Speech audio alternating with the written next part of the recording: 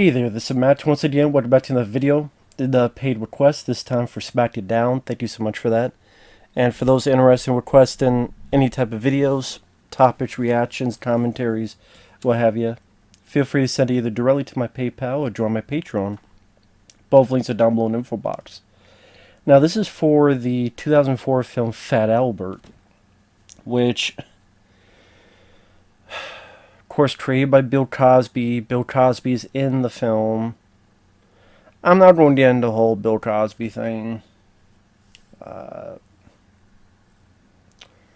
It's a guy I wouldn't trust based on all the stories I've heard, not just of the women, but like, I guess I will go into it. Like, I've heard stories even before all this happened where Bill Cosby was such a control freak. There was a story about how because he felt he had so much power, he could do anything. Like he went to a nightclub and he made a person tuck him into bed, and how he would get a group of people to make them watch him eat, like a big old power trip, with the food and pops in the bed, with the jello. They say that you need to put the pudding in the pudding pop. I put my pudding pop with too many women. They say I crave Fat Albert based on a friend of mine. I can't do Bill Cosby. I can't do impersonations. I just think it's ironic that Bill Cosby got pissed at Eddie Murphy for cursing. I still remember that. What was it? Eddie Murphy's Raw? And then he talked to Richard Pryor. It's like, you tell Bill, from me, he should shut the fuck up. So it is like Bill Cosby's mad at people cursing, but then, you know, the other shit. So I don't know. Pretty damn ironic, huh? As for the film itself, I did not grow up with the Fat Albert cartoon. If you did, maybe you would get more out of this than I did. I mean, as a film itself, it's rather harmless. You could say he's even a bit sweet. It's also pretty bland as well. And that's really the best way to put it. It's harmless, it's kind of sweet, but it's also pretty bland and forgettable. Kenan Thompson, from back in the day of Kenan and Kel, he was on Saturday Night Live for quite a bit. He plays Fat Albert. You have this girl named Doris who's a loser, and she cries, and her tear hits a remote control, and that automatically makes the powers of whatever the fuck. So that the cartoon characters of Fat Albert and the gang, whether it be Mushmouth or the guy with the hood, Bill, based on Bill Cosby, they all come through. So it's Fat Albert and his 6 friends. They come from the cartoon world to the real world to help Doris with her problems. And it's a fish out of water story with the gang understanding modern times and the world, not knowing what a cell phone is, going to the mall, listen to rap, being shocked by the cursing. You don't hear it, but you get the idea. Trying on new clothes. Of course, you gotta have a stupid remix of the Fat Albert theme song. And there are characters dancing. And it's one of those things where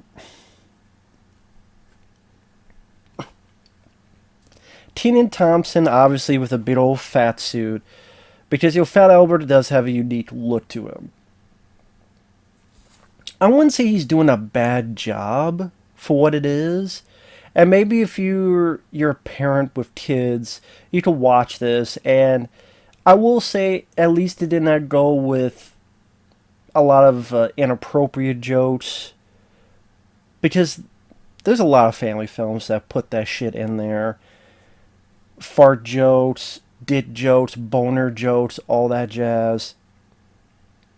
At least the somewhat interesting part is how these characters try to improve themselves in our world.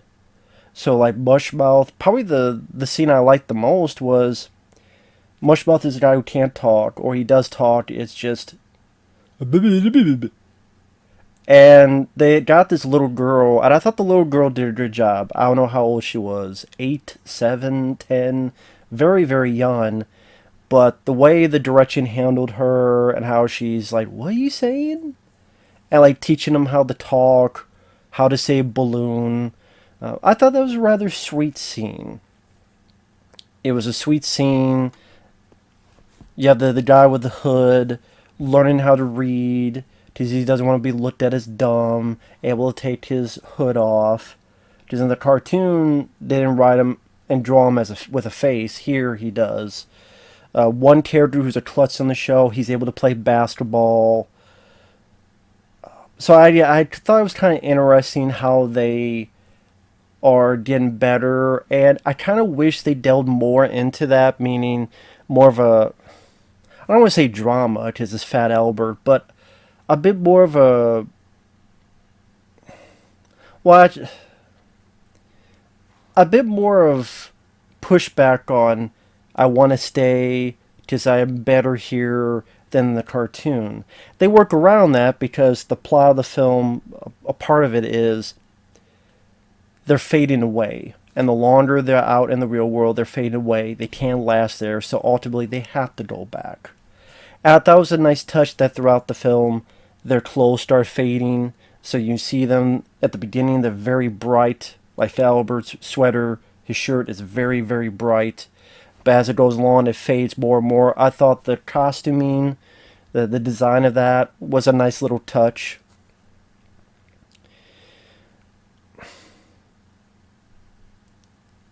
I kind of, part of me though, wish that wasn't part of the plot. Because again, I think it would be more interesting of this dilemma of I could go back there and entertain many kids, or I could be here and live more of a fruitful life where I could be smarter, or I can talk proficiently, or I can learn.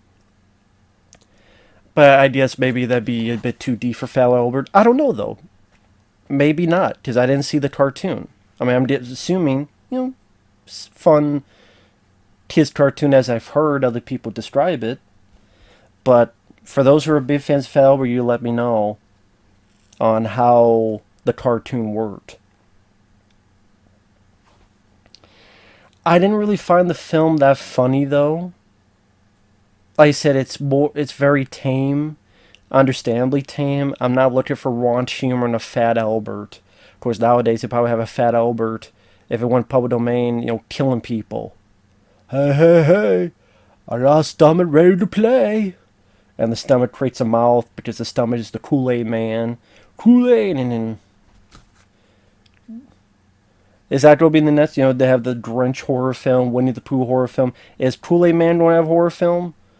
How the Kool-Aid Man, when the glass is empty, he needs more blood, so he kills people, drinks more blood, and people think it's the Kool-Aid, but it's really the blood filling to the top.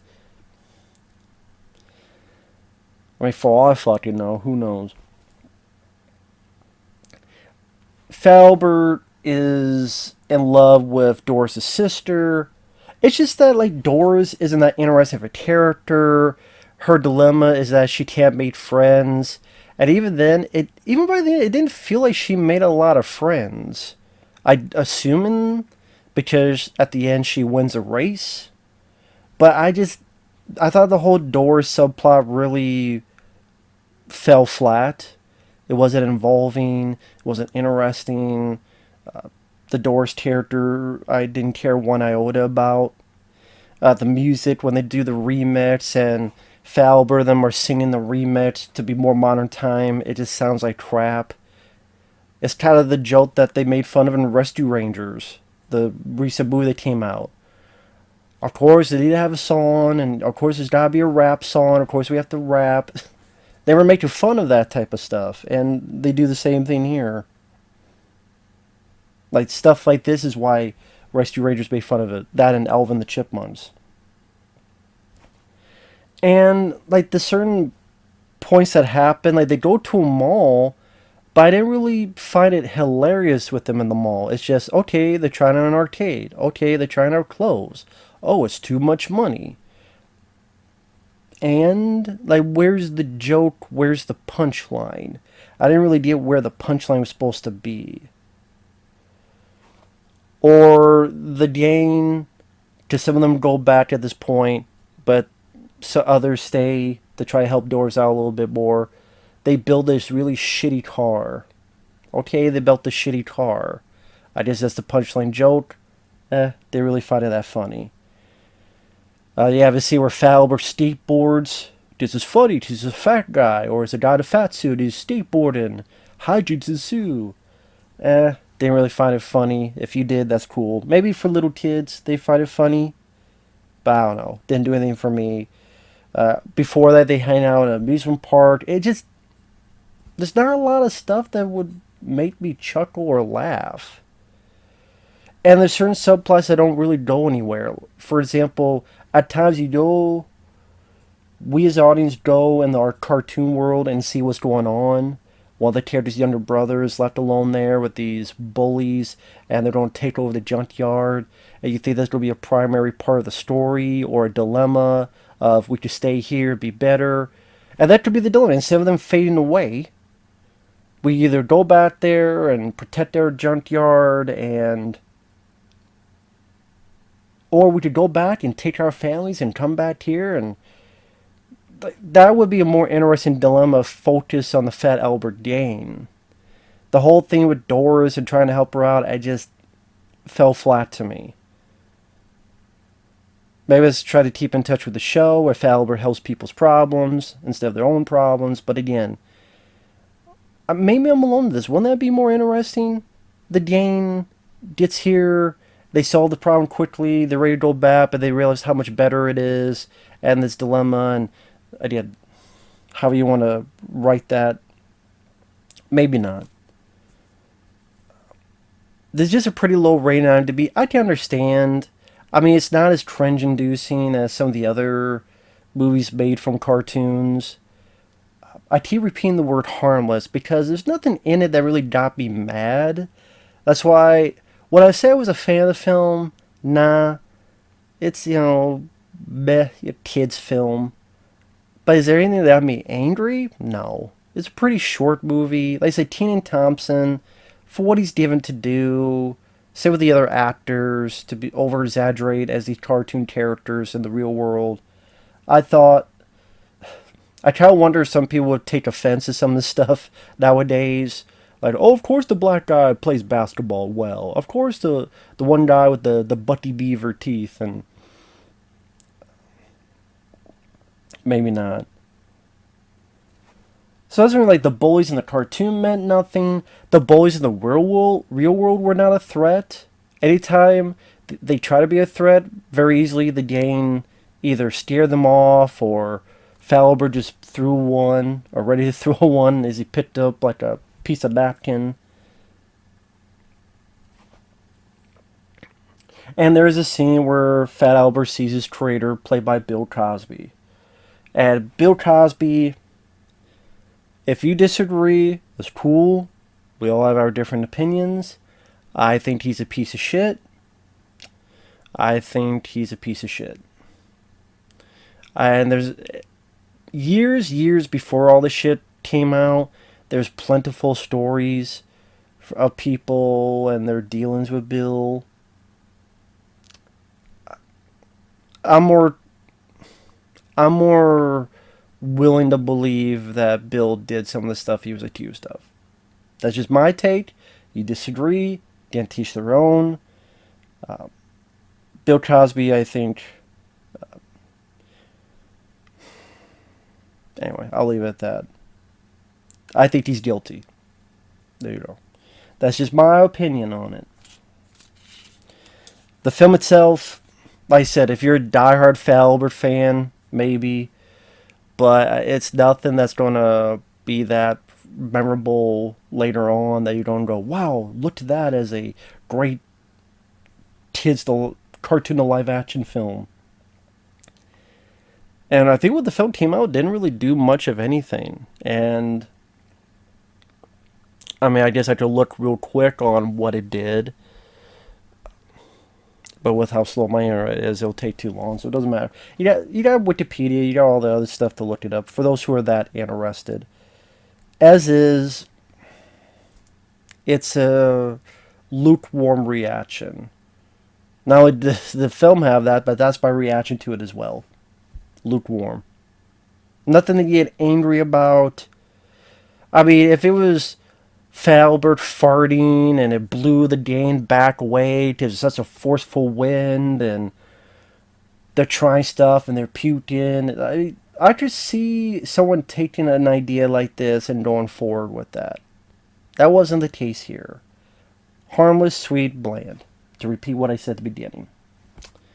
So with that said, thanks for watching. Take care. We'll see you guys later.